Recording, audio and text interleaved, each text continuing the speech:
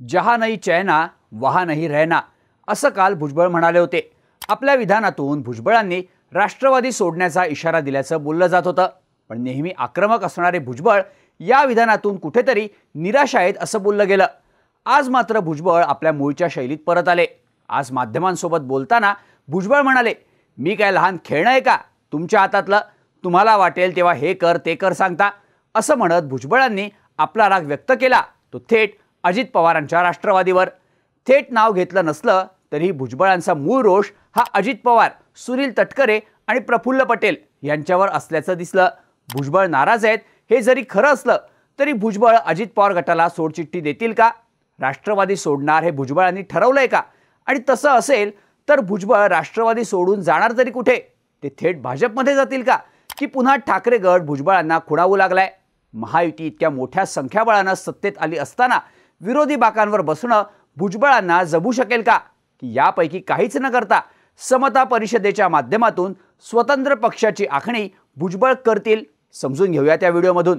नमस्कार, मी शार्दूल आणि तुम्ही बघताय बोलबिडू। सुरुवात करूया ते सध्या काय घडलंय आणि भुजबळांनी राष्ट्रवादी सोडणं फायनल केलंय का या प्रश्नापासून। लोकसभेच्या निवडणुकीत नाशिकमधून खासदारकी लढवण्यासाठी भुजबळ इच्छुक होते। आता लोकसभा लढवण्यासाठी आपल्याला सुनील तटकरे, प्रफुल्ल पटेल आणि अजित पवारांनी सांगितलं होतं असा दावा भुजबळ करत आलेले आहेत। स्वतः अमित शहांची इच्छा आहे की तुम्ही नाशिक लोकसभा लढावी असं भुजबळांना या तिन्ही नेत्यांनी घरी बोलावून सांगितलं होतं। त्यानंतर एक दिवसाचा वेळ घेऊन भुजबळ नाशिकला गेले। तिथे कार्यकर्त्यांसोबत चर्चा करून त्यांनी वरिष्ठांना लोकसभा लढवण्यासाठी होकार दिला आणि महिन्याभरापासून नाशिक लोकसभेसाठी तयारी करण्याच्या मार्गी आपण लागलो असं भुजबळ सांगतात। मात्र अखेरपर्यंत आपल्याला तिकीट देण्यात आलं नाही। शेवटी आपण नाशिकवरचा दावा सोडला आणि शिंदे गटाकडे ही जागा देण्यात आली असंही भुजबळांनी सांगितलंय। त्यानंतर राज्यसभेसाठी राष्ट्रवादीच्या जागा रिक्त झाल्या आणि जागांसाठी भुजबळांच्या नावाची चर्चा झाली। तेव्हा भुजबळ राज्यसभेसाठी देखील इच्छुक होते, पण त्यांना डावलण्यात आलं आणि राज्यसभेसाठी नितीन पाटील आणि सुनेत्र पवार यांची नावं निश्चित झाली। राज्यसभेसाठी भुजबळ स्वतःच्या नावासाठी आग्रही असण्याचं प्रमुख कारण येवला विधानसभा ते समीर भुजबळ यांच्यासाठी रिक्त करू पाहत होते असंही सांगण्यात येत होतं।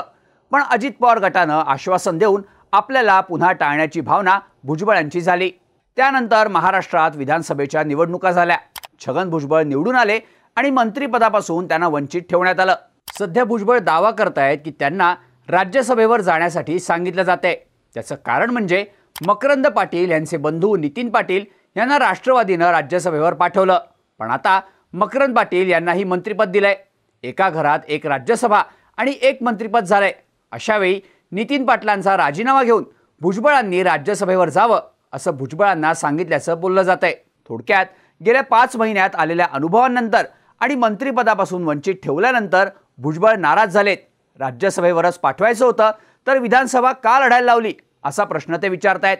सातत्यानं अवहेलना करत असल्याचं सांगून आपण अंतिम निर्णय घेणार असल्याचं देखील भुजबळांनी सांगितलंय। थोडक्यात भुजबळांचा वाद हा अजित पवारांसह प्रफुल्ल पटेल आणि सुनील तटकरे यांच्यासोबत असल्याचं दिसतं। गेल्या वर्षभरात भुजबळांनी जरांगे पाटलांना केलेला विरोध, त्यानंतर मराठा मतदार नाराज होऊ नयेत म्हणून भुजबळांच्या सभांवर घातलेली अप्रत्यक्ष बंदी अशी अनेक कारणं भुजबळांच्या फायद्यापेक्षा भुजबळांच्या तोट्याकडे बोट दाखवू लागली आहेत। राष्ट्रवादी पक्षाची मूळ रचना ही मराठा केंद्रित राजकारणाची। शरद पवारांनी मराठा केंद्रित हेच राजकारण बॅलन्स करण्यासाठी भुजबळांना सोबत घेतल्याचं अगदी सुरुवातीपासून बोललं जातं। अर्थात शिवसेनेतून बाहेर पडताना पूर्वापार हिंदुत्ववादी असलेले भुजबळ मंडल आयोगापासून ओबीसी नेते म्हणून गणले जाऊ लागले। गेल्या वर्षभरात आपली ओबीसी राजकारणाची प्रतिमा भुजबळांनी अधिक मोठी केली असली तरीही थेट मराठा विरोधातून राष्ट्रवादीची पारंपरिक मराठा वोट बँक अजित पवारांपासून दुरावत ती पवारांकडे जात असल्याचं विश्लेषण मांडलं जाऊ लागलंय।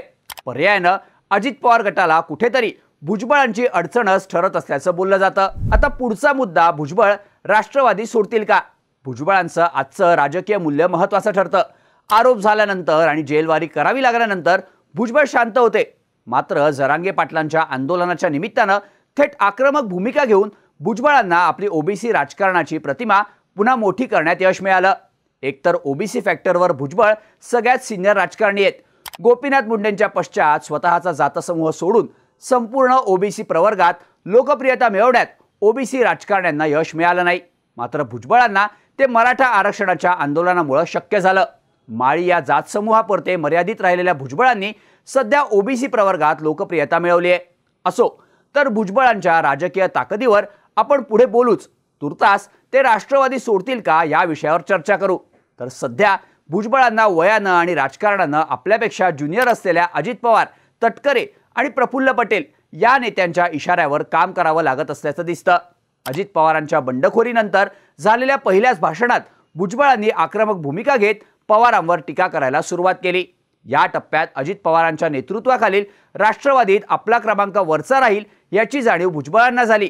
मात्र आगामी दिवसातच भुजबळांचा क्रमांक खाली घसरला आणि पुन्हा दुय्यमत्वाची जाणीव भुजबळांना होऊ लागली. सध्याही नेमकं हेच घडताना दिसतंय. तुलनेत कनिष्ठ असणाऱ्या नेत्यांच्या इशाऱ्यावर काम करावं लागणं आणि त्यांचा निर्णय मान्य करत राहणं भुजबळांना अडचणीचं ठरताना दिसतंय.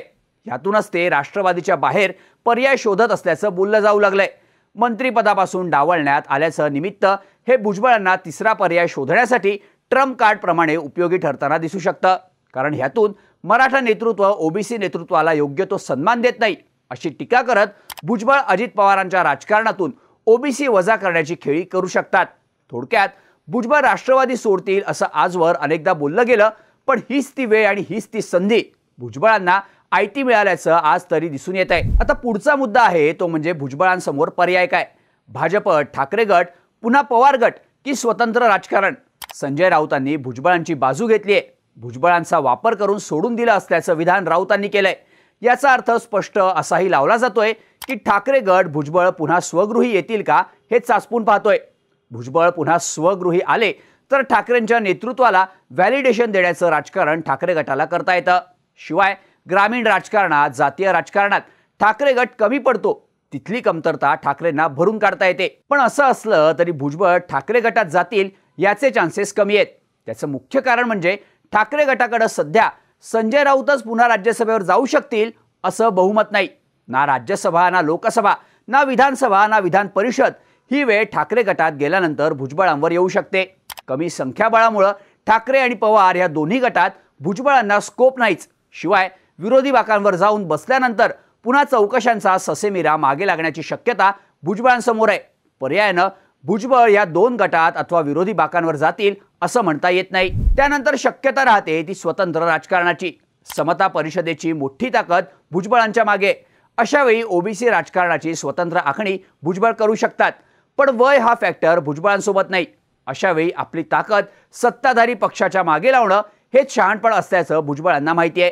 म्हणूनच वारंवार समता परिषदेचा संदर्भ देऊन भुजबळ आपली ताकद दाखवू पाहतायत, पण ती स्वतंत्रपणे राजकारण करणारी नाही याचीही जाणीव त्यांना आहे. साहजिकच भुजबळांसमोर तिसरा पर्याय राहतो तो म्हणजे भाजपचा. मंत्रिमंडळाच्या शपथविधी दिवशी अनेकांना फोन जात होते, मात्र धनंजय मुंडेंना मंत्रिपदाचा फोन गेला नसल्याची चर्चा होती. धनंजय मुंडेंना डावलण्यात येईल असं बोललं गेलं, मात्र मुंडेंसाठी स्वतः फडणवीसांनी अजित पवारांना फोन करत तुम्हाला शक्य नसेल तर भाजपकडून आम्ही त्यांना मंत्री करू असं सांगितल्याची चर्चा झाली. आता यात किती तथ्य आहे हे सांगता येत नसलं तरीही देवेंद्र फडणवीस स्वतंत्रपणे भाजपची ताकद वाढवू लागलेत हे सत्य आहे. अशा वेळी भुजबळांसारखा ओबीसी समाजाचा लोकप्रिय असणारा नेता फडणवीस सोडून देतील असं म्हणता येत नाही.